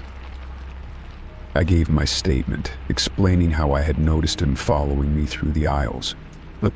The man claimed he was shopping for the same items and had no ill intentions, but the guard was cautious. They decided to keep an eye on him as I left. I called a taxi and waited in the parking lot, still shaken but grateful for the guard's presence. The experience taught me to trust my instincts and be prepared to speak up if something feels wrong. Even in a familiar place like a grocery store, strangers can make you feel unsafe. I felt empowered knowing I took steps to protect myself. When I got home, I locked the door behind me and took a deep breath. The feeling of being followed stayed with me, but I reminded myself I was safe now. I thanked my friend for being there on the phone and promised to be more cautious in public. The strange encounter was a reminder that awareness is important. Over the next few days, I paid more attention to my surroundings wherever I went. I realized how easy it was to overlook small details that could mean something important. The man never appeared again, and I hoped he had moved on. I felt stronger for facing the situation and handling it calmly. That night, I reflected on the incident and felt grateful for the security guard and my friend. Their presence had made all the difference. I knew I would never ignore the feeling of being watched or followed again. The experience was unsettling, but it ended with me safe and more confident. I continue to shop carefully, always scanning the aisles and noticing who is around me. The memory of the man following me is still vivid, but it serves as a lesson rather than fear. Life is unpredictable, and sometimes people have reasons we may never understand. What matters is how we respond and protect ourselves. I am thankful that nothing worse happened, and that I stayed calm enough to get help. The grocery store feels like a different place now, one where I am alert but not afraid. I am proud of how I handled the situation and how I took control of my safety. That day changed how I see public spaces and how I trust my instincts. Story 15. I had been feeling tense for weeks and finally decided to book a massage to help me relax. The spa was recommended by a friend, and the reviews seemed positive, so I felt hopeful. When I arrived, the atmosphere was calm, with soft music and dim lighting that made it easy to unwind. The receptionist was polite and guided me through the process smoothly. I was led to a cozy room and given time to get comfortable before the therapist came in. The massage started well, with gentle kneading and strokes that helped ease the tension in my shoulders. I was beginning to relax and enjoy the moment when the therapist suddenly began asking me personal questions. At first, they were about my daily habits and sleep patterns, which seemed somewhat relevant. But soon, the questions grew more intrusive, focusing on my bedroom environment and routine. I felt a little uncomfortable but tried to stay polite. The therapist asked about what time I usually went to bed and if I had any rituals before sleeping. They inquired about the layout of my bedroom, what kind of lighting I preferred, and even if I had any decorations or special items there. These questions felt oddly specific and unrelated to the massage.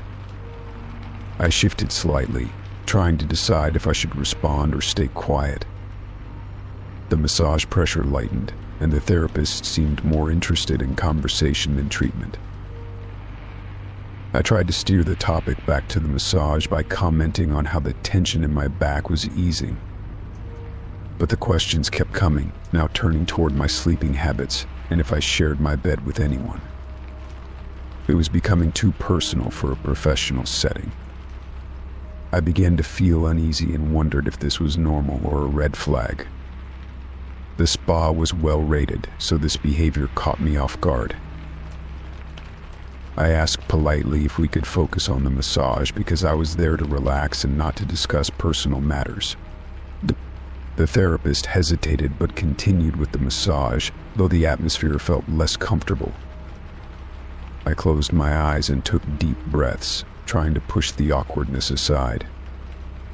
The rest of the session went by quickly, but I kept thinking about the questions and what they might mean. I wondered if this was a common tactic or something unusual. After the session ended, I dressed quietly and went to the front desk to pay. I hesitated before mentioning my discomfort with the therapist's questions. The receptionist listened carefully and apologized for the experience.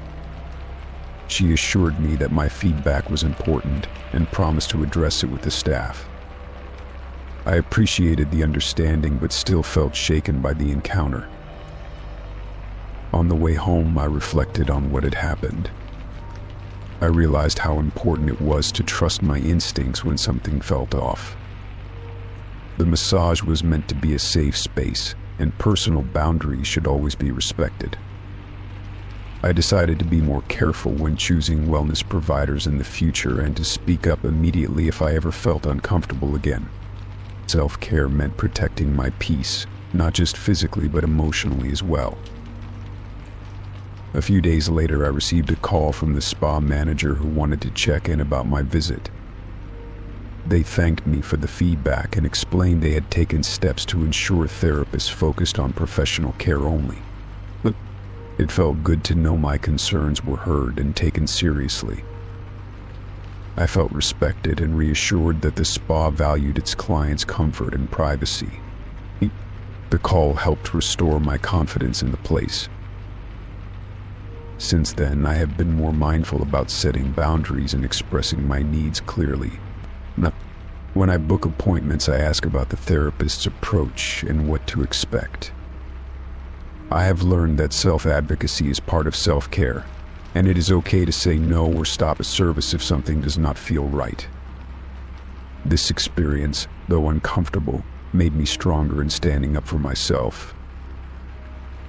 I continue to enjoy massages and wellness treatments, but now with more awareness. The right therapist makes all the difference in creating a healing environment. I have found professionals who respect my space and focus entirely on the care I seek. This balance has helped me reclaim relaxation and peace during sessions. It reminds me that wellness is as much about emotional safety as it is about physical relief. Looking back, I am glad I spoke up and trusted my feelings. The experience could have been worse if I had ignored the signs. It also showed me that professional boundaries are crucial in any service. Respect and comfort should never be compromised, especially in vulnerable settings like a massage. I carry this lesson with me, knowing it will guide me through future self-care decisions. In the end, the encounter did not ruin my love for massages, but taught me to be cautious and assertive. I still value the healing power of touch and the calm it brings. But I also understand now that wellness is a partnership where my voice matters. The experience strengthened my sense of self and helped me appreciate the importance of respect and care. I look forward to many more positive and comfortable wellness sessions ahead. Story 16. I arrived at the new doctor's office a little earlier than my appointment time, hoping to fill out the paperwork calmly before the wait began. The building was modern and clean, with large windows letting in the morning sun. I noticed the receptionist's desk was busy with a few people checking in and out. When it was finally my turn, I stepped forward, ready to provide my information and get started. The receptionist greeted me with a friendly smile and asked for my ID and insurance card. As I handed over the documents, I glanced at the receptionist's computer screen to see what was happening. To my surprise, I noticed several photos of me displayed on the screen, appearing to be pulled directly from social media accounts. The images showed me in different settings, at a family gathering, a recent vacation, and a casual weekend outing. I immediately felt a chill run down my spine. I had not given permission for anyone at the office to access my personal pictures like that. I tried to keep my expression neutral as I asked if they had accessed my social media profiles. The receptionist paused for a moment, seeming unsure how to respond. She said it was part of their process to review publicly available information to get a better sense of patients' lifestyles. I was shocked because no one had mentioned this when I scheduled the appointment or during any prior communications. Privacy felt invaded, and I was unsure how to proceed.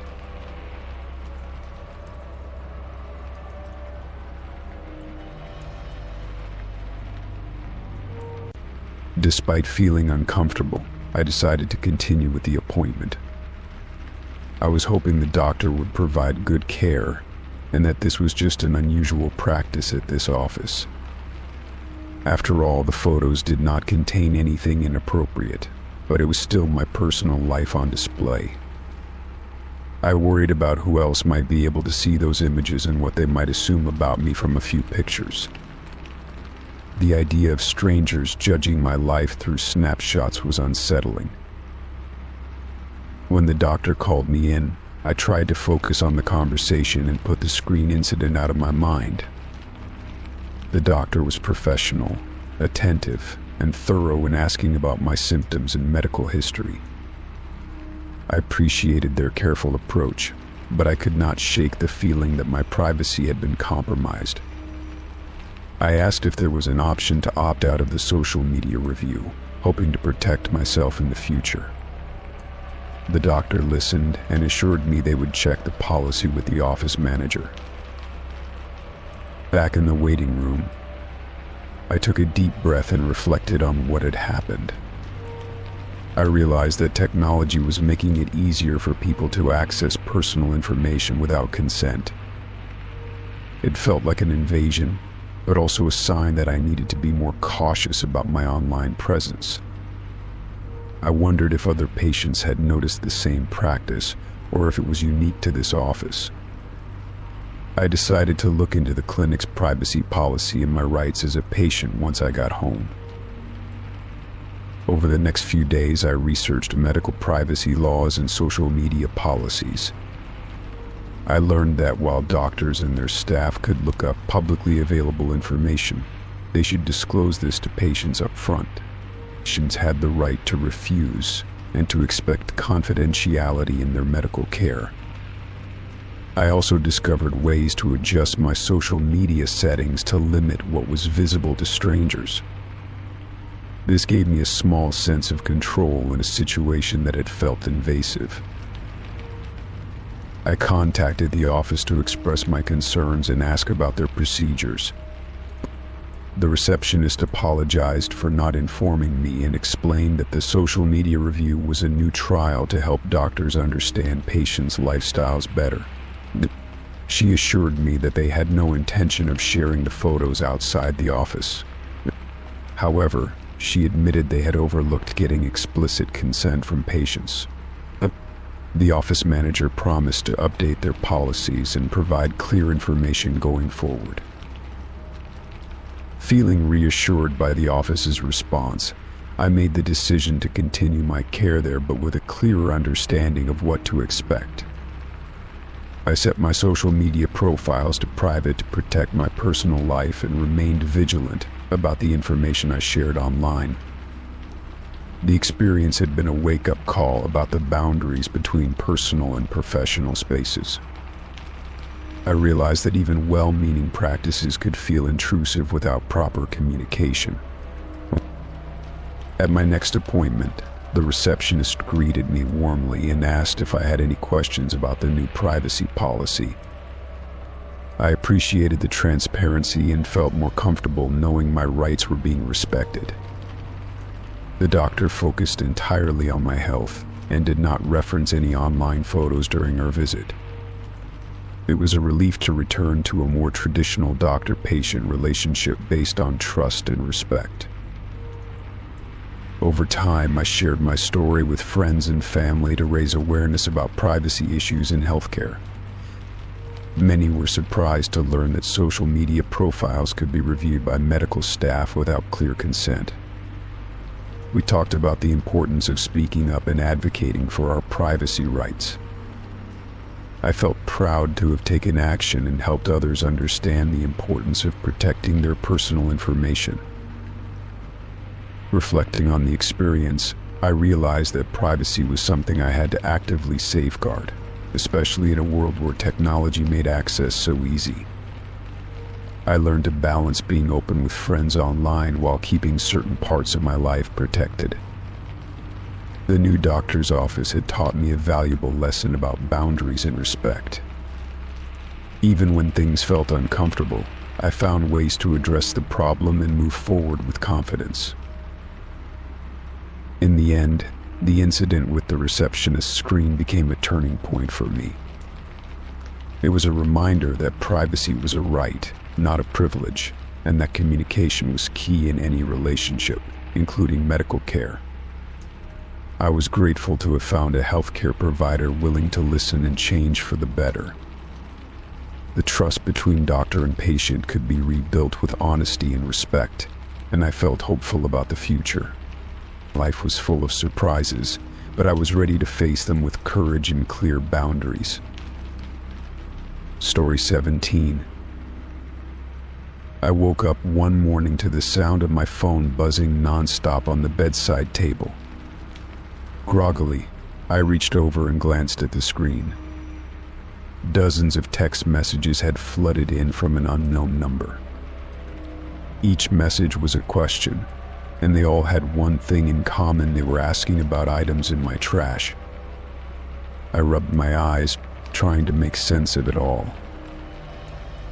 The text started with simple questions like what kind of food scraps I threw away last night.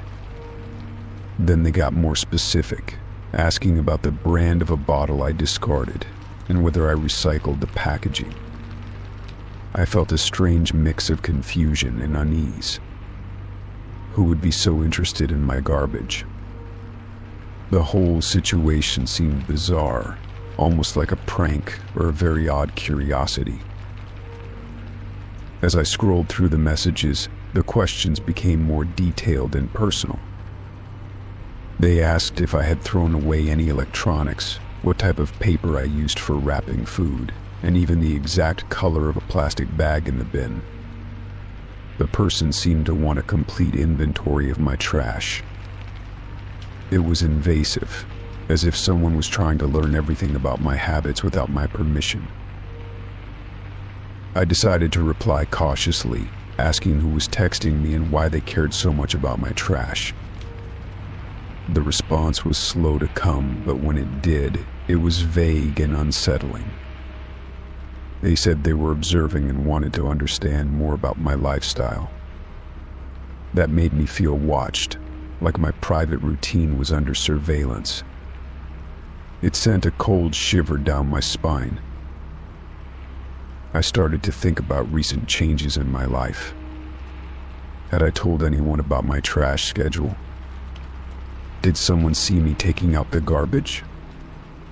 The thought that someone might be watching me closely was disturbing. I checked all the locks and windows, making sure nothing was out of place. Everything seemed normal, but my sense of security was shaken. The texts kept coming throughout the day, even when I did not respond. They asked if I had thrown away any receipts, how often I changed my trash bags, and what time I usually put the bins out for collection. I tried to ignore it at first, but the constant buzzing made it impossible. I felt trapped by the attention I was receiving. I shared the situation with a close friend, who encouraged me to block the number and report the messages to the authorities. I hesitated, worried that it might escalate the situation. But I knew I could not live with the anxiety this was causing. I took screenshots of the texts and contacted the local police. They assured me they would investigate and advised me to keep my phone number private. That evening, I changed my trash routine. I started taking out the garbage at different times and made sure to remove anything that could reveal personal information. I felt like I was playing a strange game, trying to outsmart someone who was too interested in the details of my life. The feeling of being watched slowly began to fade as I took control. A few days later, the texts stopped.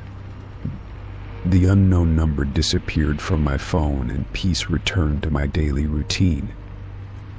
I was relieved but cautious, knowing that someone had crossed a boundary I never expected. I stayed vigilant but allowed myself to relax bit by bit. The experience had changed my view of privacy. Reflecting on the situation, I realized how important it is to protect even the smallest parts of my life. The trash might seem like waste, but it can reveal a lot about a person. The invasion of my privacy was a harsh reminder that safety is not something to take for granted. I learned to trust my instincts and act quickly when something felt off. In the end, I felt stronger for facing the strange ordeal. I knew that my boundaries were worth defending, no matter how unusual the threat. I also understood the value of support from others in moments of fear. The experience taught me that even when faced with unsettling situations, I could take steps to regain control. Now, I am more careful with my personal information and aware of how easily privacy can be compromised. I no longer take my safety for granted, and I respect the importance of vigilance. Though the messages were frightening, they became a catalyst for me to protect myself better. I feel empowered and prepared to handle whatever comes next. The unknown number might have disappeared, but the lesson remains. I am in charge of my space and who gets access to it. The experience reminded me that sometimes the smallest details can have the biggest impact. I am grateful for the peace I have now and for the strength I found within myself during that strange time. Story 18. I took a temporary job because I needed the income quickly. The company was small and located in an unassuming office building near the business district. On my first day, everything seemed normal enough. The staff were polite, and the work was mostly filing and data entry. I did not ask many questions, just focused on learning my tasks and making a good impression. The job was repetitive but manageable. I noticed some unusual procedures but thought they were just part of the company's specific workflow. I was asked to handle documents carefully and to keep certain files confidential. The managers reminded us often about security protocols and being cautious with sensitive information. It felt strict but not alarming at first. As the days passed, I started to notice odd details about the files I was processing. There were numerous personal identification forms, some with inconsistent information. Occasionally I saw names and social security numbers that seemed out of place. I questioned a few things quietly but was told it was part of verifying customer identities for legitimate purposes. I trusted the explanations and continued working. One afternoon, while organizing some paperwork, I found a folder that was misplaced and slightly torn. Inside were documents that did not look like typical client files. They contained detailed personal information from many different people, but with signs of alteration. Some documents were forged or had mismatched data. I felt a cold chill but tried to push the thought away, telling myself I must be misunderstanding the situation. Curiosity got the better of me and I started paying closer attention to conversations around the office.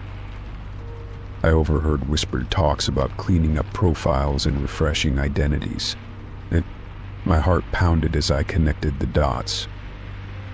The company was not just verifying identities, they were involved in laundering identities for other parties. I felt trapped in something far bigger and more dangerous than I had imagined. I wanted to quit immediately, but I worried about losing the income suddenly. I also feared retaliation if I spoke up too loudly. I decided to gather evidence quietly before making any moves.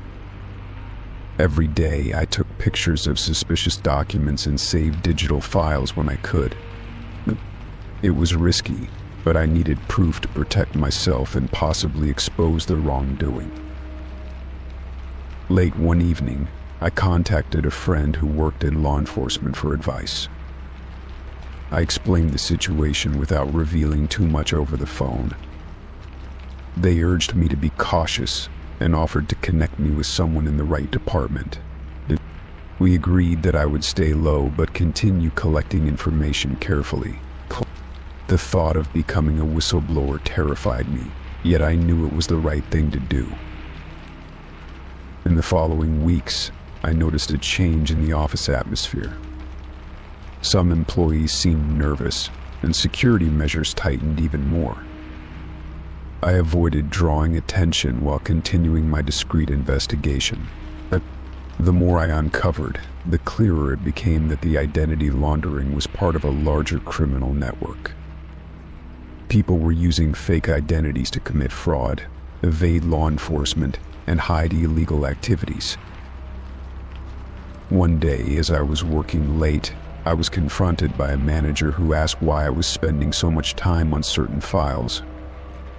Their tone was sharp, and I felt the weight of suspicion.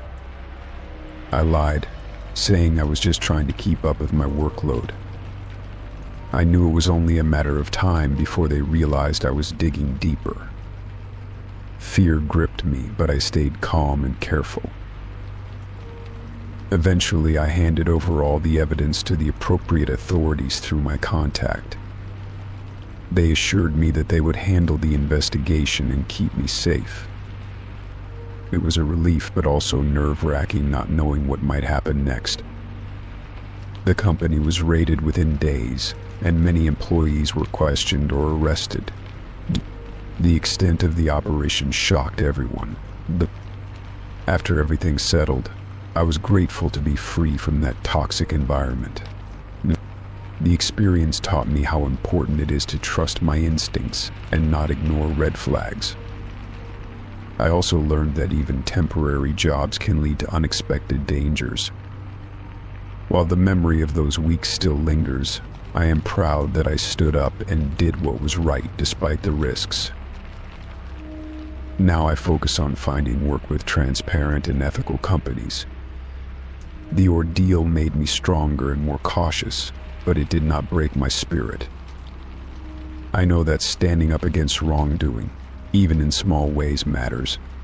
Life will always have challenges, but how we respond to them defines who we are. And in the end, I chose to be someone who faces fear with courage. Story 19. It was a quiet evening, and I was finally settling into my apartment after a long day.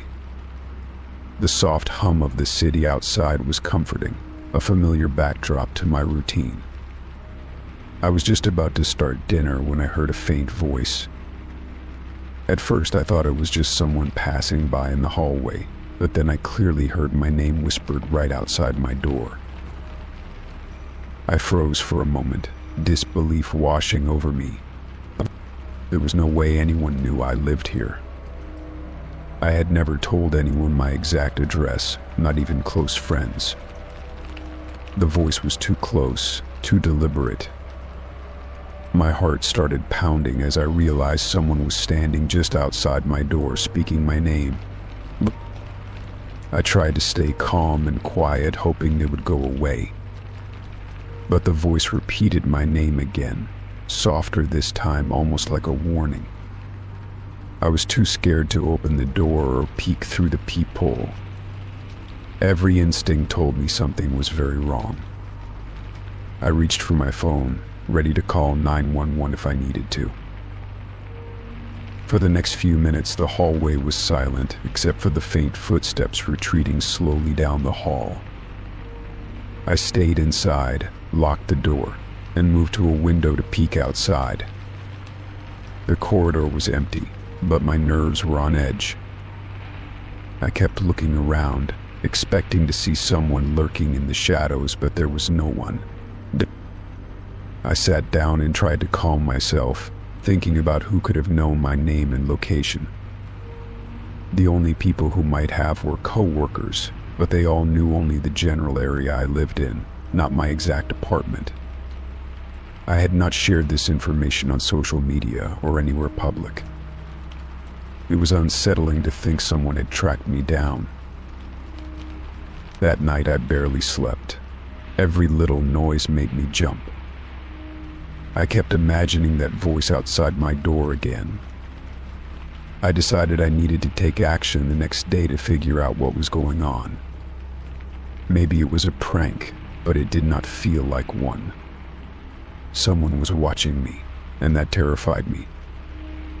The next morning, I told a close friend what happened. They urged me to tell the building manager and ask if anyone suspicious had been seen. I also contacted the police and reported the incident, explaining that I felt unsafe and wanted extra security. They promised to patrol the building more frequently and to investigate. In the days that followed, I installed a security camera outside my door and double-checked all the locks. I felt a little safer knowing I could monitor who came near my apartment.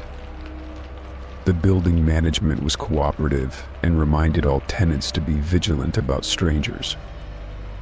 I also changed my daily routine slightly, avoiding times when the hallway was empty.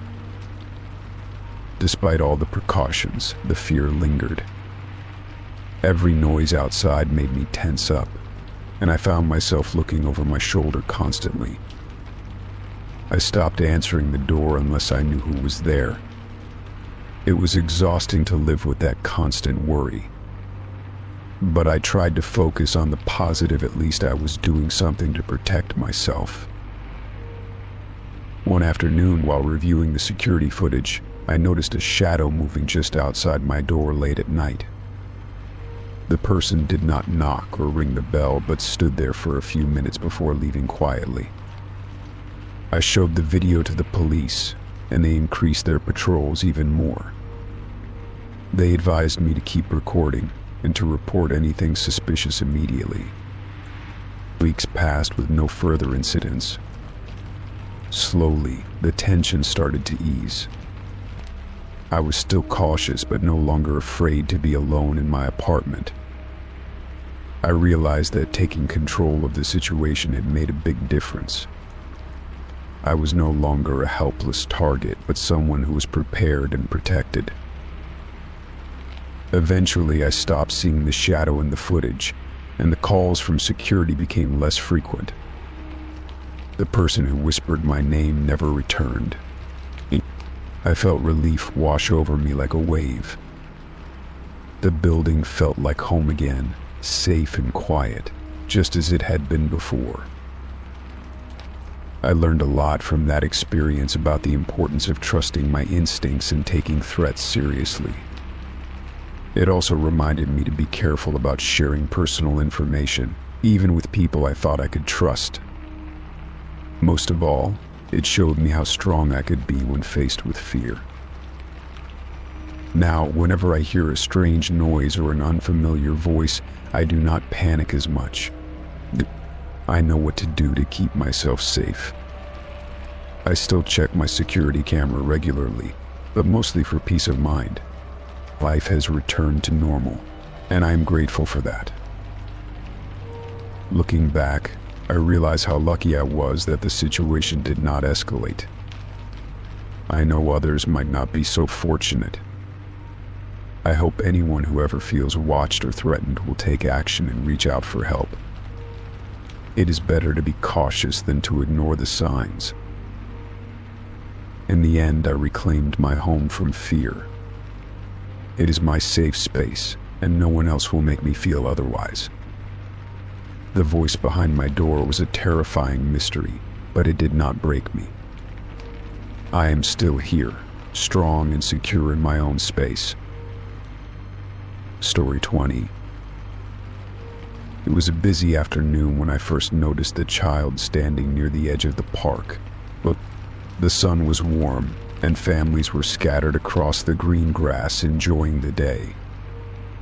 The child looked small, maybe around 6 or 7 years old, with wide eyes scanning the crowd. They seemed lost and anxious, clutching a small toy tightly in their hand. I felt a tug at my heart and walked over slowly, kneeling down to meet the child's gaze. I asked if they were okay and if they needed help finding someone. The child nodded quickly, their voice barely above a whisper as they said they could not find their parents. I reassured them gently that I would help and asked if they remembered where they last saw their family. The child pointed toward a nearby picnic area where several groups were gathered. I looked around and tried to spot any adults who might be looking for a missing child. The child's expression was full of hope, and I felt a strong urge to get them back to safety. I took their hand carefully and started walking toward the crowd. As we moved through the park, I kept my eyes open for anyone who looked concerned or was calling out a child's name. The child stayed close, occasionally looking up at me with trust and relief. When we reached the picnic area, I scanned faces until I spotted a woman who seemed frantic, scanning the crowd with panic in her eyes. I approached the woman slowly, asking if she was looking for a child.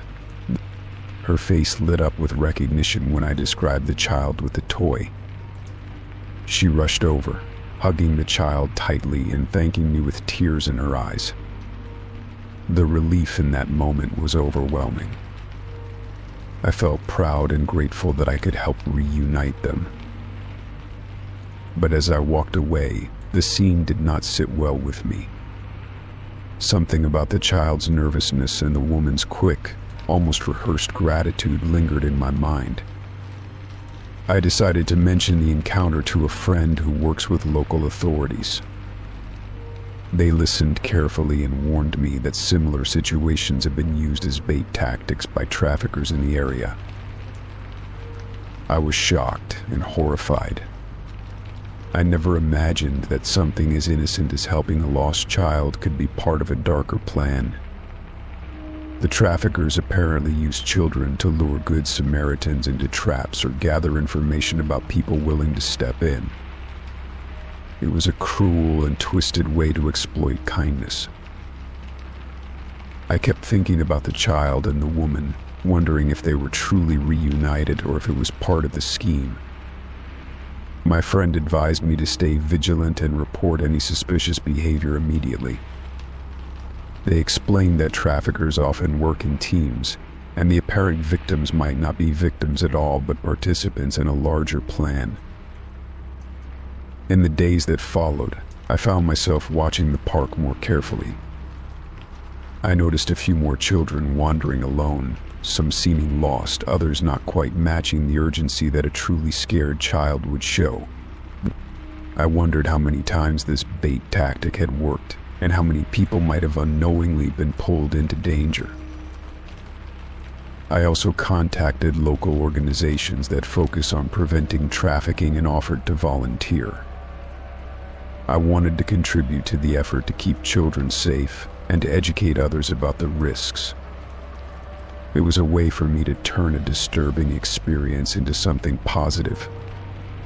Helping others protect their community felt like a step toward healing the worry I felt. One afternoon while volunteering, I met other people who had similar experiences. Some had been tricked, others had narrowly avoided dangerous situations by trusting their instincts and calling for help. Sharing these stories created a strong sense of community and purpose. We all agreed that awareness and education were key to stopping these tactics. I also learned to trust my gut more and to take action if something felt off. It is important not to ignore uncomfortable feelings even when you want to believe in the best of people.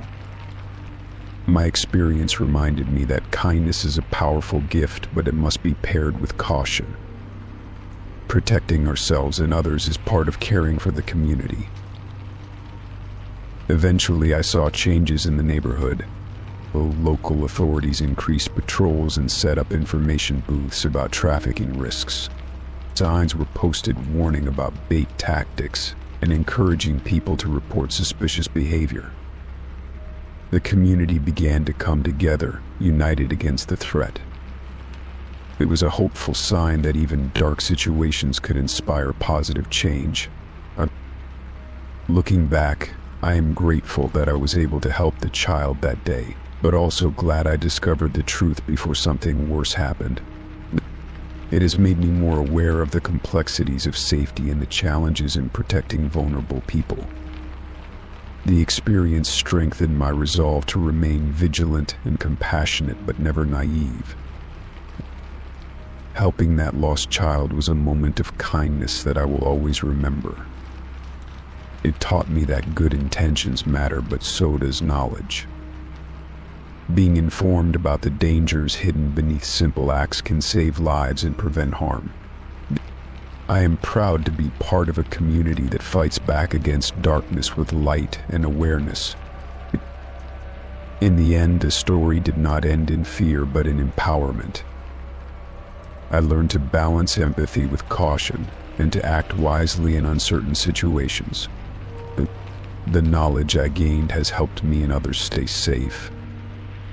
That day at the park was a turning point, and it changed the way I look at the world and the people around me.